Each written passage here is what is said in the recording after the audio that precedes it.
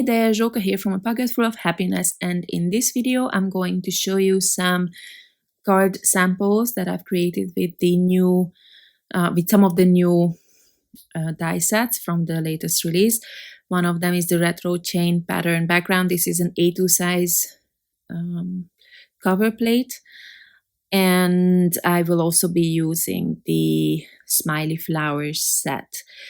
As you can see, I again already created the base that I'm adding my little detail pieces to, and I did not, in this case I actually did not die cut all these colors, the whole full background, just 2 or 3 of each, just so that I can cover, because as you can see the pattern is repeating after 2, so I just die cut enough for me to cover my backgrounds. And then I'm creating a rainbow style background here with my chosen colors. I actually had, because I created all these die cuts on holiday, I had very limited number of cardstock with me, so limited color choices. Now what I'm trying to show you here is every second one I added a layer, a white cardstock layer too, so it looks like a different, where should I put this? My brain is fried, it's so hot in here. So every second one is a bit taller than the others, just to add a little bit of interest. And I die cut some of my flowers from pattern paper, some just from white cardstock, and I will use, this one was a piece of pattern paper as well, with some sentiments, so I'm just cutting some, fussy cutting some of them out, and those are the sentiments that I'm going to be using, because I didn't want to use all the same 4 sentiments that I have in the Flower Power sentiment set.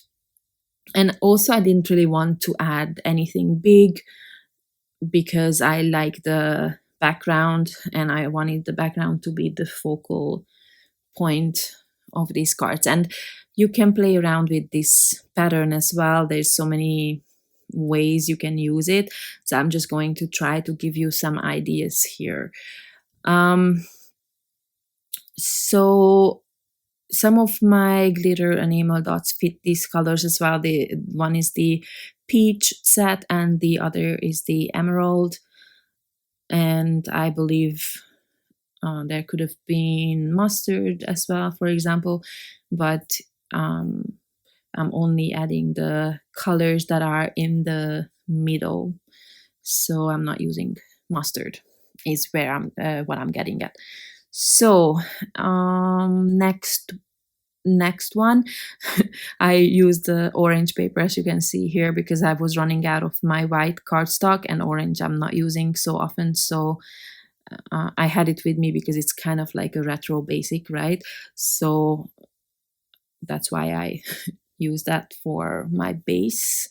Nobody can see it really, I just needed some cardstock there.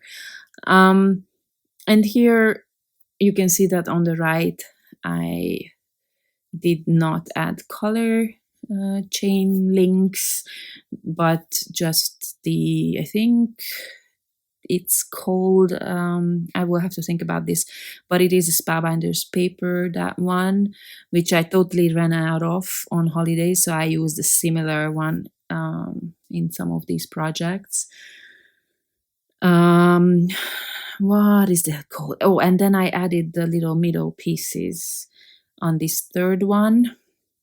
Sorry, it's so quick that I can't even keep up with this, but here I did not use the green ones. The green here comes back with the pattern paper, and on the right side I didn't use the chain links, but just the middle of them, and brought back the whole peach or salmon color things.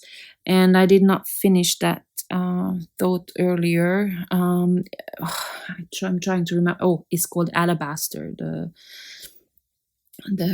cardstock from Spabinders, and it's one of my favorites because it's such a good base color. But unfortunately, I completely ran out of it. So yeah, here I'm just trying to add some white cardstock leaves because I have the colorful flower. I didn't want to add more green, and I had this leftover flower, so I didn't want to waste it, so it ended up on this card. And then a little sentiment, and then I love this one as well. I used just the middle pieces of the previously die cut chain links. I did not waste anything, and I'm adding the smallest flower from that die set, and I added them in the middle because that's where the mustard color is. So I'm already, covering it up. So I wanted to bring back that color. And I added 3 of the sentiments from that paper. They are small enough and they all kind of work together. So these are my cards or card ideas with this cover plate. This is unfortunately the only A2 size cover plate in this release. I kind of forget about them lately because I'm always working with 5x7. But I'll try to. I know a lot of you don't use such big formats, but I hope maybe I can convince you because it's great. So thank you very much for watching, and check out the other videos as well today on the channel. Bye bye.